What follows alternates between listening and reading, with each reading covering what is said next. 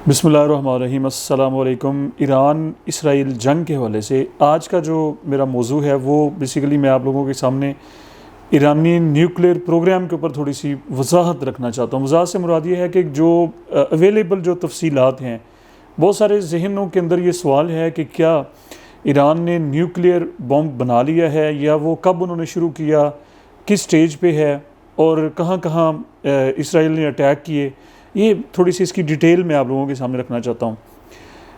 ये बिलखुसूस जो स्टूडेंट्स हैं वो इस बात को ज़रा समझ लें कि ईरानी न्यूक्लियर प्रोग्राम को मैंने 3 फेजेस में डिवाइड कर दिया, 3 उसके फेजेस बना दिए हैं। सबसे पहला फेज़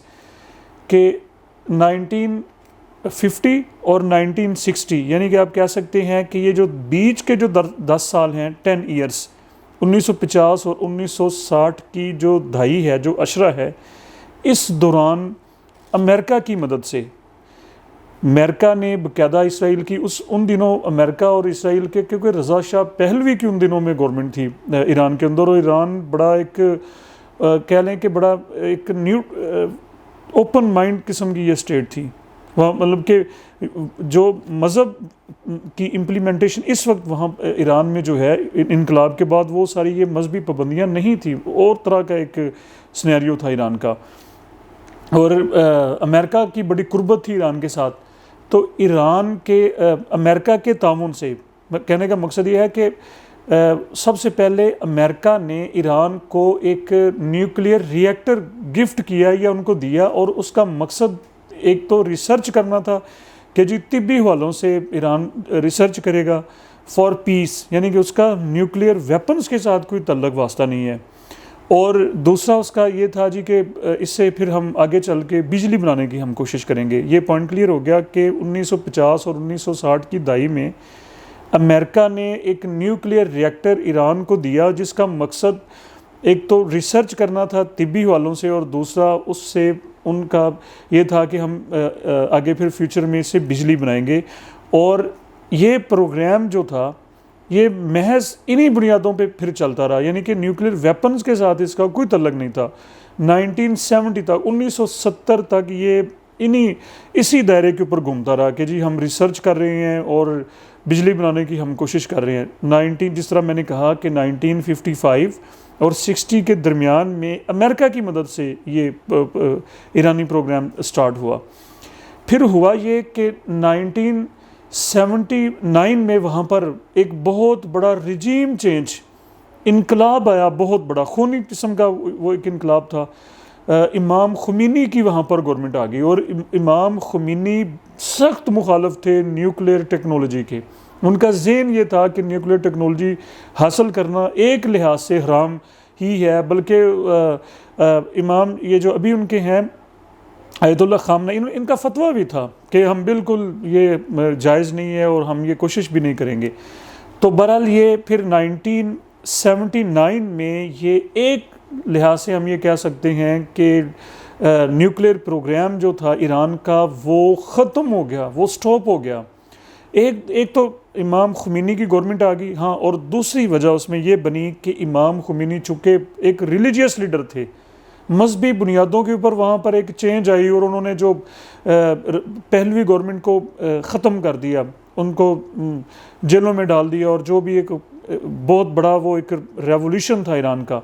और उनका जो हशर हुआ फिर वो दुनिया जानती है। तो यूरोप ने डिस्कनेक्ट कर लिया, यानी कि अलग थलग कर लिया, अपने आप को अलहदा कर लिया ईरान की नई गवर्नमेंट। उन्होंने कहा जी हमारा इनसे कोई तल्लक नहीं है, ये बड़े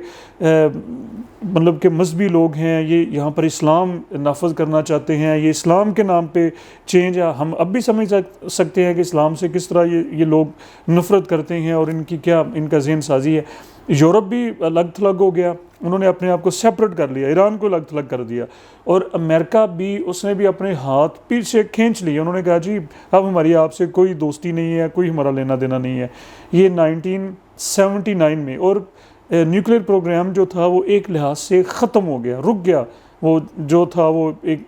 किस्सा माजी हो गया वो सारा कुछ। फिर अब यहाँ से फिर ये है पहला फेज़। अब दूसरा फेज़ शुरू होता है जी 1990 में, 1990 में ईरान ने ज़ाहिर बात है ज़रूरत महसूस की ایک ورلڈ جو حالات و واقعات ہیں، دنیا کے حالات و واقعات چینج ہوئے، بہت ساری تبدیلیاں رونما ہوئیں، امریکہ بھی وہاں پر آیا،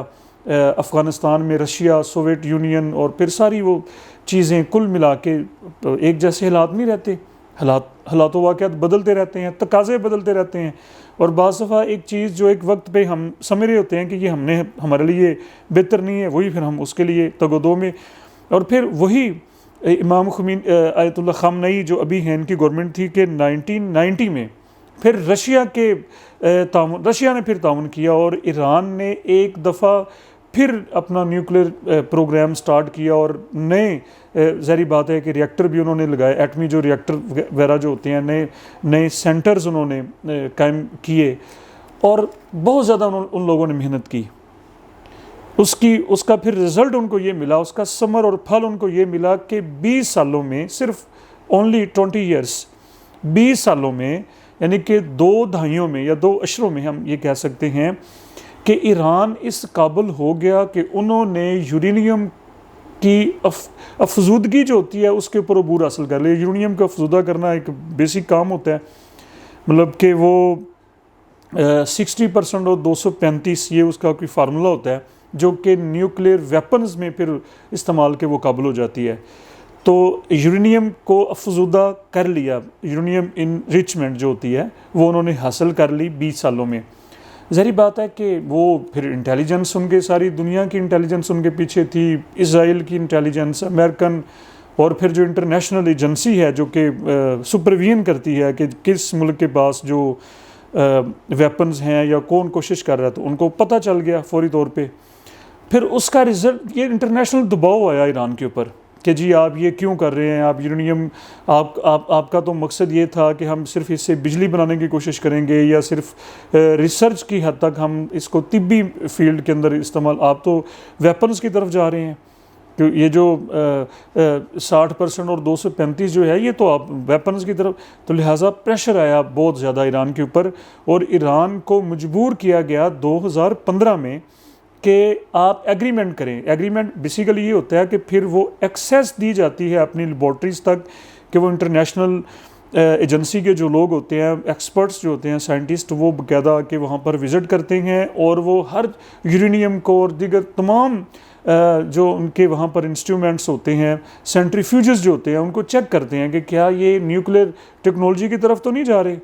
اگر وہ سیٹسفائیڈ ہوتے ہیں تو پھر ان کو اجازت دیتے ہیں، جس کے اوپر سیٹسفائیڈ نہیں ہوتے کہتے ہیں جی اس کو آپ ضائع کر دیں۔ تو 2015 میں انٹرنیشنل پریشر کی وجہ سے ایران یہ ایگریمنٹ کرنے کے اوپر مجبور ہوا۔ اب انٹرسٹنگ ایک پوائنٹ اس میں یہ آیا کہ 2018 میں پتہ نہیں اس کی کیا ریزن بنی کہ امریکہ ڈرامائی طور پہ اس معاہدے سے باہر چلا گیا۔ حالانکہ دیکھیں معاہدہ کرانے والا بھی ظاہری بات ہے امریکہ ہی تھا، ایک لحاظ سے تو امریکہ کے ساتھ ہی ایگریمنٹ تھا ایران کا کہ ٹھیک ہے جی ہم آپ لوگوں کی سپرویژن میں یہ سارا پروگرام دینے کو تیار ہیں، آپ اس کو چیک کریں کہ ہم خدا نخواستہ نیوکلیئر ٹیکنالوجی کی طرف نہیں جا رہے، ہمارا تو یہ سارا پروگرام جو ہے یہ طبی بنیادوں کے اوپر ہے، ریسرچ ہم کر رہے ہیں یا بجلی بنائیں گے یا دیگر جو اس کے مقاصد ہیں۔ تو بہرحال امریکہ، اس کا مطلب یہ ہے کہ امریکہ سیٹسفائیڈ نہیں تھا۔ یہ پوائنٹ ذرا ذہن میں رکھ لیں کہ امریکہ اس ساری کارروائی کے اوپر یا اس ایگریمنٹ کے اوپر امریکہ مطمئن نہیں تھا، سیٹسفائیڈ نہیں تھا کہ ایران جو کر رہا ہے وہ اس کی سرگرمیوں کے اوپر، کارروائیوں کے اوپر وہ مطمئن نہیں تھا، وہ سمجھ رہا تھا کہ کسی اور جگہ پہ یہ لوگ یہ کام کریں گے۔ یہ ہے اس کا دوسرا فیز۔ اب اس کے تیسرے فیز کے اوپر آ جائیں، اور وہ کرنٹ فیز ہے کہ 2025 میں ایران نے ایک دفعہ پھر، ابھی یہ اس سال کی میں یہ بات کر رہا ہوں، کہ اپنے نیوکلیئر پروگرام میں پھر سے تیزی، یعنی کہ نئے ریئیکٹرز ایران نے نصب کیے اور اس میں وہ تیزی لے کر آیا، اور دنیا کو یہ لگ رہا تھا ایران کی باڈی لینگویج سے، ایران کے جو لیڈرز ہیں یا ایرانی میڈیا کے بیانات سے کہ شاید ایران بہت قریب ہے، نیوکلیئر ٹیسٹ کے بہت قریب ہے۔ اور ان کے بڑے مشہور، ایک تو نتنز ان کا بڑا یہ اہم سمجھ لیں کہ یہ ایک مرکز ہے، اور یہ 250 کلومیٹر تہران سے دور یہ ایک مرکز ہے، اور یہ سارا زیر زمین انہوں نے بنایا ہوا ہے، اور وہاں پر بے شمار ان کے سینٹریفیوجز انہوں نے نصب کیے ہوئے تھے وہاں پر، ایٹمی ریئیکٹرز وہاں پر، یعنی کہ ایک فل ایک لیب تھی اور سائنٹسٹ دن رات وہاں پر کام کر رہے تھے نتنز. تو یہاں پر یہ سارا کام ہو رہا تھا. ایک بڑا اہم ایران کا ایٹمی مرکز جہاں پر نیوکلیئر ٹیکنالوجی کے اوپر ان کا کام ہو رہا تھا. اور اس کے اوپر پھر یہ جو 13 جون کو اٹیکس ہوئے ہیں اسرائیل کی طرف سے، سب سے پہلا اٹیک انہوں نے نتنز کے اوپر کیا ہے. حالانکہ یہ زیر زمین ہے، اور جس طرح سے میں نے کہا کہ بڑی تیزی کے ساتھ یورینیم افزودگی کے اوپر یہاں پر کام ہو رہا تھا، اور سینٹریفیوجز بے شمار یہاں پر کام کر رہے تھے، ان کے سائنٹسٹ پوری ٹیم یہاں پر کام کر رہی تھی. ایک تو نتنز، اور دوسرا بڑا ان کا اہم نیوکلیئر مرکز جہاں پر سیم یہی کام ہو رہا تھا، ایک بڑی ان کی لیب، وہ فردو کے اندر بھی یورینیم افزودگی کے اوپر ہی کام ہو رہا تھا. یہ دوسرا سینٹر ہے، اور یہ قم کے بڑی ایک مشہور جگہ، قم کی یونیورسٹی ایران کی بڑی مشہور ہے جہاں پر پوری دنیا میں اس کو شہرت حاصل ہے. تو یہ قم کے قریب قرب و جوار میں کہہ لیں کہ 100-150 کلومیٹر کے فاصلے پہ یہ ان کا دوسرا بڑا مرکز تھا، اور یہ فردو اس جگہ کا نام ہے. اور یہاں پر بھی اسرائیل نے اٹیک کیا ہے. پہلا اٹیک انہوں نے نتنز سینٹر کے اوپر کیا ہے، اور دوسرا ان کا جو اٹیک ہے وہ فردو کے اوپر ہے. اب یہ ہم نہیں کہہ سکتے کہ وہ کس حد تک ان ایٹمی جو سینٹرز ہیں، یا آپ ان کو لیبز کہہ سکتے ہیں، جہاں پر یورینیم کے اوپر بڑی تیزی سے کام ہو رہا ہے، اور جہاں پر بے شمار سینٹریفیوجز ہیں، جہاں پر پورے سائنٹسٹ کی ٹیم جو ہے وہ کام کر رہی ہے، اور جہاں پر ایٹمی ریئیکٹرز بھی کام کر رہے ہیں، اور سپورٹ رشیا کی اس سارے پروگرام کو حاصل ہے. اور یہ ہم نہیں کہہ سکتے کہ یہ کس حد تک ان کو نقصان پہنچا ہے، اور کس حد تک ایران اس میں یورینیم کو افزودہ کرنے میں، یعنی کہ اس نے کامیابی حاصل کر لی ہے، جو کہ ڈائریکٹ پھر نیوکلیئر جو ٹیکنالوجی ہے، مطلب کہنے کا یہ جو ایٹم بم میں جو پھر جا کے استعمال چیزیں ہوتی ہیں. تیسرا بڑا ان کا سینٹر یہ اصفہان، ایک بڑا مشہور ان کا شہر ہے، وہاں پر ان کا اصفہان کا جو ان کا سینٹر ہے، یہاں پر را مٹیریل تیار ہوتا ہے. یعنی کہ جو یورینیم یا جو دیگر چیزیں خام مال، را مٹیریل ہم اس کو کہہ سکتے ہیں، جو نتنز میں یا جو فردو ان کی جو بڑی لیبارٹریز ہیں وہاں پر جو خام مٹیریل جو استعمال ہونا ہوتا ہے وہ اصفہان سینٹر میں تیار ہو رہا، یعنی کہ یہاں پر یہ ایک بڑا کہہ لیجیے کہ ان کی یہ بھی ایک لیب تھی، اور یہ سارا خام مال یہاں سے پھر آگے وہ ان اپنے سینٹرز کو سپلائی دیتے تھے. یہاں پر بھی اسرائیل نے اٹیک کیا ہے. یہ تیسرا بڑا ان کا جو سینٹر ہے، ٹھیک ہے جی. یعنی کہ یہ 3 بڑے ایران کے سینٹرز، ایک تو نتنز، فردو اور اصفہان، اور ان تینوں جگہوں کے اوپر، ان تینوں لیبارٹریز کے اوپر اسرائیل نے اٹیک کیا. اور جس طرح سے میں نے کہا کہ اب ہم یہ نہیں کہہ سکتے کہ یہ کس حد تک یہ اٹیک ہوا ہے، اور جس طرح سے مختلف حوالوں سے یہ بھی چیزیں آ رہی کہ ایران اب شاید نیوکلیئر ٹیسٹ کرے گا. اب یہ تو کوئی نہیں کہہ سکتا کہ وہ کرے گا یا نہیں کرے گا، یا وہ کس حد تک ہے. اچھا، اس کے علاوہ یہ تو 3 ان کے بڑے سینٹرز ہیں، 3 بڑے مراکز ہیں، 3 بڑی لیبارٹریاں ہیں جہاں پر اسرائیل نے، ظاہری بات ہے کہ یہ موساد نے یا ان کی جو دیگر جو ایجنسیز ہیں، انٹیلیجنس جو ایجنسیز ہیں امریکن جو ہیں، ان کو یہ پتہ تھا، ان کی جاسوسی وہاں پر کام، نیٹ ورک وہاں پر کام کر رہا تھا، تو اسرائیل نے یہاں پر اٹیک کیا ہے نا. یہ ہڈن تو پوائنٹ پھر نہیں تھے. اس کے علاوہ بھی کہا یہ جا رہا ہے کہ اور بھی کئی ایسے مقامات ہیں کہ جہاں پر ایران اپنی اس پروگرام کو آگے بڑھا رہا ہے، اور وہاں پر مختلف یورینیم کے جو سیمپلز پائے گئے ہیں، اور وہ افزودہ حالت میں پائے گئے ہیں، یہ بھی کہا جا رہا ہے. ان میں ترکوز آباد کا بڑا ایک مشہور ان کا پوائنٹ ہے کہ وہاں پر بھی یہ ہو رہا ہے. یعنی کہ اب یہ ساری سٹوری آپ لوگوں کے سامنے جو میں نے رکھی ایران کے نیوکلیئر پروگرام کے حوالے سے، چونکہ یہ بڑا ایک سینسیٹیو، پوری دنیا اس کی مخالف ہے، امریکہ اس کے مخالف ہے، اسرائیل اس کے مخالف ہے. اس کے علاوہ جو ایجنسی نگرانی کی جو انٹرنیشنل جو ایجنسی ہے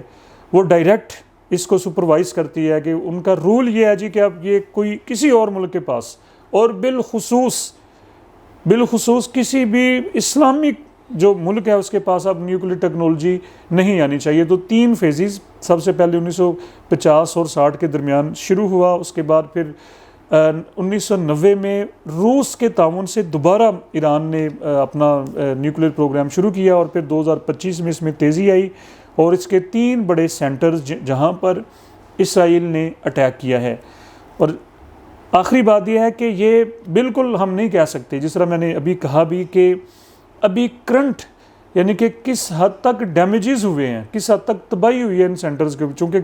یہ بھی ہے نا ہمارے سامنے کہ ان کے جو کور سائنٹسٹ ٹیم جو تھی وہ شہید ہو چکی ہے۔ اب ظاہری بات ہے کہ وہ